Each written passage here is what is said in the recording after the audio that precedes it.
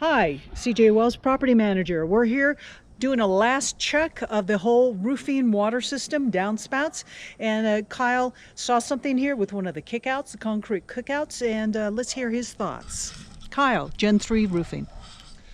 How's it going, Kyle with Gen3 Roofing? Again, we're looking at these concrete kickouts that you can probably only get, at home builder stores at this point. But this again is damage caused by being on the north facing. A lot of snow and ice build up, and this is what's going to happen. A lot of times with concrete, ice and water can break that up pretty quickly. So if it's on the north facing and it's dealing with a lot of expanding and contracting inside here, that can happen.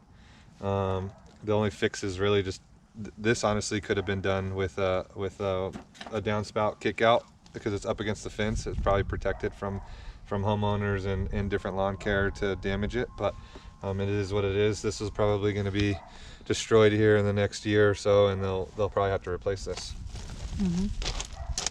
Well, that's a great recommendation. It sounds like it's a more affordable fix. Yeah, 100%. A kick out along that fence where it's kind of protected, nobody's going to be really kicking it or trashing it up. It's probably just fine. Okay. So that is how we roll here with our maintenance team and our vendors and suppliers here at our property management company in Valesco Real Estate.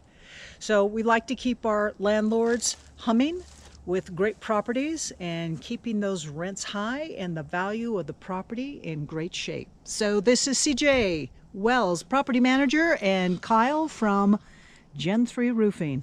Over and out. Thanks. Bye.